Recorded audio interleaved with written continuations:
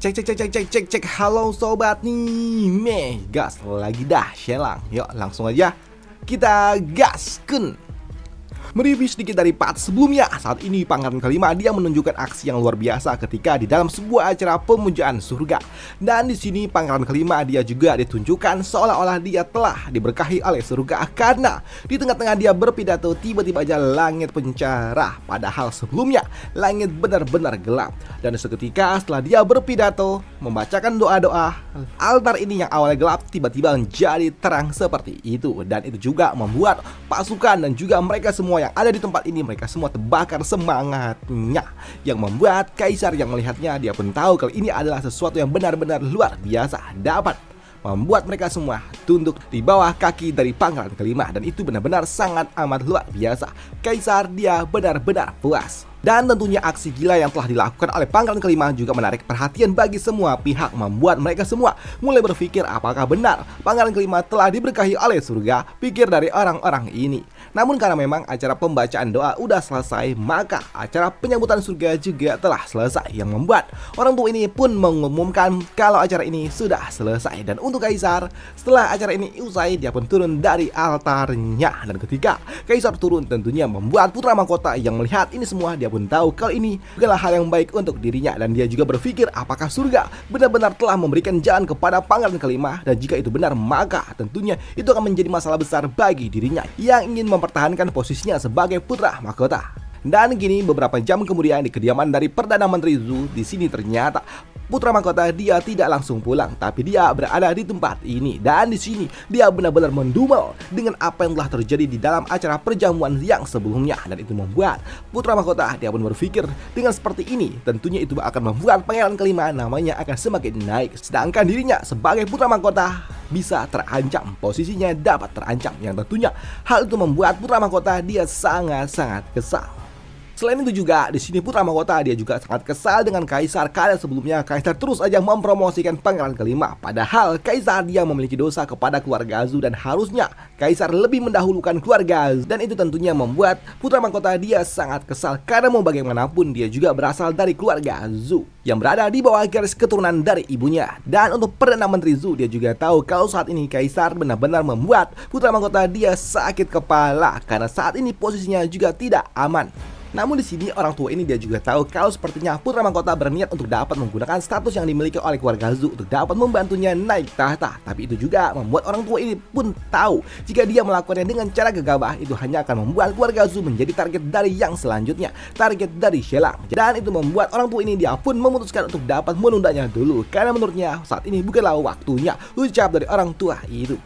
Di sini orang tua ini dia juga mengatakan kepada putra mahkota kalau hari ini benar-benar memang sangat mengejutkan, tapi cepat atau lambat ini semua juga akan dilupakan oleh banyak orang. Jadi di sini Tuan Zhu ataupun Perdana Menteri Zhu dia meminta kepada putra mahkota untuk dapat menahan ini semua. Walaupun memang saat ini dampaknya sangat besar, tapi setidaknya putra mahkota harus mengecilkan dampaknya perlahan-perlahan hingga membuat orang-orang akan melupakannya setidaknya dalam waktu 2 bulan. Tapi untuk putra mahkota dia pun tetap tidak terima dengan ini semua, karena itu akan membuat dirinya semakin mengecil, sedangkan untuk Pangeran Kelima namanya akan semakin besar. Dan itu akan membuat orang-orang berpikir kalau Pangeran Kelima adalah titisan dari surga, orang yang telah ditakdirkan oleh surga untuk menjadi seorang kaisar. Dan itu membuat dirinya pun sangat-sangat kesal setelah fenomena alam yang sebelumnya. Tapi untuk orang tua ini dia meminta kepada putra mahkota untuk kalem dulu dan jangan terlalu terburu-buru. Dan untuk dapat membuat nama putra mahkota tidak tenggelam, di sini orang tua ini dia pun menyarankan kepada putra mahkota untuk dapat memimpin pasukan untuk dapat melawan kerajaan Nan.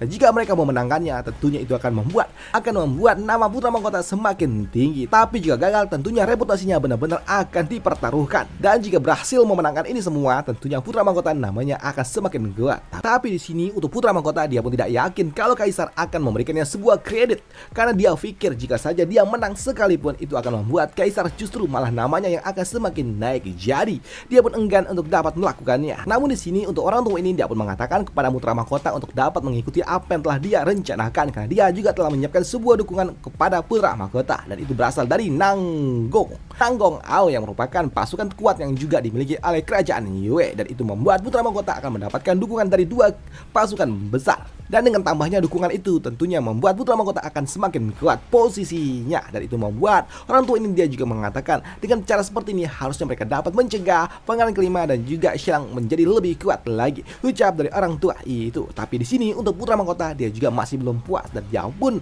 bertanya kepada kakeknya ataupun keluarga Zhu ini untuk dapat menggunakan Akademi Tianhe untuk dapat membantu mereka menekan Xilang. Tapi di sini orang tua ini dapat mengatakan kalau nama Xilang tidaklah sebesar itu. Jadi Akademi Tianhe tidak akan mungkin mau sampai turun tangan, ucap dari orang tua itu. Dan itu membuat putra mahkota jika saja Akademi Tianhe tidak bisa membantu mereka, bagaimana dengan Gunung Futu. Namun sayangnya saran yang diberikan oleh putra mahkota pun dihentikan juga kembali oleh orang tua ini, di mana dia mengatakan kalau pengaruh yang dimiliki oleh Gunung Futu tidak sampai ke kerajaan Yue. Jadi mereka tidak bisa meminta bantuan dari Gunung Futu, ucap dari orang tua ini. Tapi setidaknya saat ini harusnya putra mahkota pun tahu apa yang harus dia lakukan, mengecilkan pasukan yang dimiliki oleh Xianlang. Dan itu membuat putra mahkota dia pun bertanya apakah itu adalah pasukan Nirvana maksudnya? Ya, hal itu pun dibenarkan oleh orang tua ini. Dan dia meminta kepada putra mahkota untuk dapat mengecilkan pasukan yang dimiliki oleh Xianlang, tidak membiarkan Xianlang memiliki pasukan lebih kuat lagi. Dan untuk dapat melakukannya, di sini orang tua itu pun menyarankan kepada putra mahkota untuk dapat bekerja sama dengan pangeran ketiga. Namun karena memang putra mahkota dan juga pangeran ketiga memiliki ego yang sangat tinggi, tentunya mereka tidak akan mungkin mau bertemu bekerja sama untuk dapat menjatuhkan pangeran kelima. Jadi masing-masing dari mereka mengirimkan utusannya. Dan benar saja, tak lama setelahnya kini ternyata putra mahkota dan juga pangeran ketiga memiliki sebuah pikiran yang sama dan mereka saling mengirimkan utusan mereka untuk dapat saling bertemu. Mereka berdua mengutuskan selirnya dan juga istri keduanya. Dan ternyata di dalam pertemuan ini berada di kediaman dari putra mahkota, dan di sini mereka pun saling berbicara untuk dapat mengalahkan Xianlang. Dan mereka pun memiliki sebuah rencana untuk dapat menciptakan pasukan Nirvana baru untuk dapat menyimbangi pasukan yang dimiliki oleh pangeran kelima dengan bantuan sekutu yang dimiliki oleh putra mahkota, yaitu Akademi Tianhe dan juga Gunung Futu yang dimiliki oleh pangeran ketiga. Dan itu membuat mereka pun memiliki sebuah rencana untuk dapat menyatukan dua dukungan besar itu untuk menciptakan pasukan yang kurang lebih sama dengan apa yang dimiliki oleh Xianlang. Dan langkah pertama yang harus mereka lakukan adalah mengumpulkan orang-orang yang memiliki garis keturunan kosong dengan cara mengambil lebih dulu orang-orang itu sebelum diambil oleh Xianlang, dan mereka memiliki sebuah perjanjian untuk dapat membaginya sama rata. Dan setelah 10 hari kemudian ternyata orang-orang yang sebelumnya telah membeli esensi naga dari Xianlang, mereka saat ini udah kehilangan kekuatannya. Karena memang efek yang diberikan dari esensi naga yang dijual oleh Xianlang hanya bertahan selama 30 hari. Dan lebih dari 30 hari kekuatan mereka hilang dan mereka kembali ke dalam bentuk normalnya. Dan itu membuat mereka tentunya sangat-sangat marah. Dan mereka yang sebelumnya mendapatkan sebuah kabar kalau putra mahkota akan membebaskan orang-orang yang sebelumnya berhubungan dengan Xianlang, membuat orang-orang ini pada akhirnya jadi mulai berani protes. Padahal sebelumnya ketika putra mahkota memberikan sebuah pengumuman kalau dia akan menghukum siapapun yang berhubungan dengan Xianlang, mereka semua kalem. Tapi setelah putra mahkota melepaskan hukuman itu, mereka semua kembali mulai berani bersuara. Dan mereka semua pun datang ke kediaman dari pangeran kelima dan mereka semua melakukan sebuah demo. Dan mereka pun meminta kepada Xianlang untuk mengembalikan uang mereka, karena mereka juga tahu kalau saat ini Xianlang dia tinggal di kediaman dari pangeran kelima. Jadi mereka semua datang demo ke tempat ini. Sedangkan untuk Xianlang ternyata dia nggak peduli dengan demo yang ada di luar sana. Saat ini dia di dalam kediaman bersama dengan Patua Qasim Li. Dan untuk Patua Qasim Li, dia pun bertanya kepada Xianlang apa yang akan dilakukan oleh Xianlang dengan orang-orang yang ada di luar sana. Tapi untuk Xianlang, dia sebenarnya nggak peduli dengan itu semua, karena saat ini ternyata Kaisar dia juga memberikan sebuah dukungan kepada Xianlang kalau dia akan mengirimkan sebuah pasukan untuk dapat menghentikan orang-orang yang ada di luar sana. Dan tentunya hal itu membuat Xianlang dia mengucapkan terima kasihnya kepada Kaisar karena telah membantu dirinya, ucap dari Xianlang. Tapi di sini untuk Xianlang dia pun meminta kepada Patua Qasim Li untuk dapat menyampaikan kepada Kaisar untuk dapat menghentikan orang-orang yang ada di luar sana, biarkanlah pangeran kelima yang melakukannya. Karena dengan begitu maka nama dari pangeran kelima akan semakin tinggi, ucap dari Xianlang. Sedangkan orang-orang yang ada di luar sana ketika mereka tidak mendapatkan tanggapan dari Xianlang membuat mereka semua semakin marah dan mereka semua mulai melakukan aksi-aksi yang tidak terpuji. Mereka mulai melempari sesuatu dengan benda-benda yang tidak baik kepada kediaman dari pangeran kelima, dan itu membuat kericuhan hingga membuat putra dari Xianlang yang ada di dalam rumah jadi nangis-nangis karena memang ribut. Dan itu membuat Xianlang dia pun kesal pula dengan ini semua, dan dia hanya perlu menunggu aksi yang akan diberikan oleh pangeran kelima karena dia telah memberikan informasi ini kepada pangeran kelima. Dan benar saja, tak lama setelahnya, Kaisar pun memberikan sebuah informasi kepada Shelang kalau dia akan memberikan sebuah dekret kepada Pangeran kelima untuk dapat membereskan orang-orang yang ribut-ribut di luar sana dengan dalil memberikan sebuah operasi khusus yang disebut sebagai operasi Guntur musim semi, dan itu akan membuat orang-orang yang ada di luar sana mereka dapat dihukum dengan hukuman yang resmi secara legal, dan itu akan membuat mereka yang ada di luar sana mereka semua akan mendapatkan hukuman yang luar biasa. Selain itu juga yang terpenting, ini akan bisa membuat nama dari Pangeran kelima semakin melonjak, pikir dari Shenlang.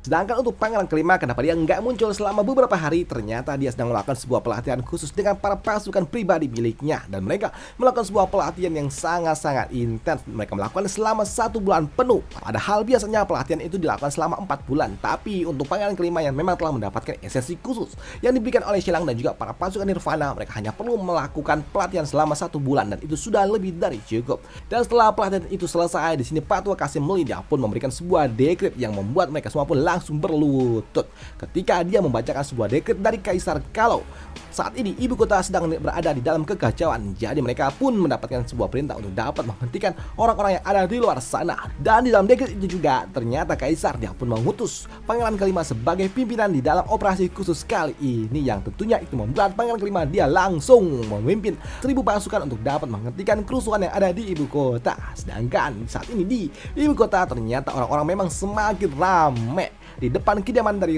Pangeran kelima, dan mereka pun semakin menjadi-jadi, dan mereka pun mengatakan sesuatu yang tidak baik, dan mereka juga mulai bertindak arogan. Bahkan saat ini ada yang melempar api tuh untuk dapat membuat tempat ini semakin chaos. Tapi melihat ada seseorang yang memberikan sebuah provokasi gila, membuat orang-orang yang sebelumnya hanya ingin kembali mendapatkan uang, mereka juga jadi takut karena ini terlalu berlebihan. Padahal mereka cuma ingin uang kembali, bukan melakukan sebuah perusakan seperti itu. Tapi untuk orang-orang ini mereka tidak peduli dengan itu semua karena mereka adalah provokator yang telah disisipkan oleh Kaisar, dan itu membuat tempat ini jadi semakin chaos. Bahkan saat ini kediaman yang dimiliki oleh Pangeran kelima juga terbakar, dan itu membuat tempat ini jadi semakin berbahaya. Dan ketika situasi semakin chaos, membuat orang-orang pun memutuskan untuk dapat kabur karena mereka juga takut kalau saat ini demo yang mereka lakukan telah disusupi oleh provokator. Jadi mereka memutuskan untuk dapat mundur. Tapi ketika mereka ingin tarik mundur, ternyata pasukan telah menunggu di belakangnya dan tidak mengizinkan mereka untuk dapat tarik mundur, dan tentunya itu akan menjadi sebuah bahaya untuk mereka semua. Dan saat ini untuk para pasukan, mereka juga langsung dipimpin oleh Kutuhua. Dan di sini untuk Kutuhua dia pun memimpin pasukan untuk dapat menangkap semua para pemberontak itu. Tapi di sini untuk para perusuh, mereka pun mengatakan untuk tidak perlu khawatir karena tidak mungkin para pasukan berani melakukan hal-hal keji kepada mereka. Tapi ternyata itu semua salah, karena saat ini ternyata Kutuhua dia pun mengirimkan pasukan untuk dapat mengalahkan dan juga melumpuhkan serta menyingkirkan orang-orang yang tidak mau tertib. Dan tentunya itu sangat mengejutkan bagi si Teng ini ketika ternyata pasukan bertindak sangat-sangat tegas, dan itu membuat Kutuhua dia pun meminta kepada mereka semua untuk dapat berlutut. Tapi ternyata di sini ada yang tidak mau berlutut, dan ternyata dia adalah salah satu putra bangsawan, dan dia pun mengatakan kalau dia adalah anak dari seorang jenderal, dan itu membuatnya pun enggan untuk dapat berlutut, ucap dari si Teng itu. Tapi untuk Kutuhua dia pun meminta kepada si Teng ini untuk berlutut, tapi dia enggan melakukannya, dan dia nggak mau melakukannya karena kenapa dia harus berlutut? Karena saat ini dia datang untuk dapat meminta uangnya kembali, dan dia juga udah bersumpah setia kepada putra mahkota, jadi dia nggak perlu berlutut kepada Pangeran kelima, ucap dari si Tengi itu yang membuat Kutuhua dia pun kesal, dan dia meminta kepada pasukan untuk memaksa si Tengi itu untuk berlutut. Dan benar saja, kini pasukan pun melakukan tindakan tegas dan juga terukur yang memaksa si Tengi ini untuk dapat berlutut. Dan ketika dia berlutut, di sini Shelang dia pun datang. Dan melihat kedatangan dari Shelang, membuat mereka pun meminta kepada Shelang untuk mengembalikan 1000 koin emas yang telah mereka bayarkan. Tapi untuk Shelang, dia mengatakan kalau dia tidak pernah menjual esensi naga kepada mereka semua, yang tentunya membuat mereka semua sangat-sangat kesal. Di sini mereka pun kesal dengan apa yang diucapkan oleh Shelang, yang seolah-olah dia tidak tahu kalau dia telah menjual esensi naga kepada mereka. Padahal sebelumnya mereka telah membeli esensi naga dari Shelang, dan mereka pun meminta kepada Shelang untuk ganti rugi.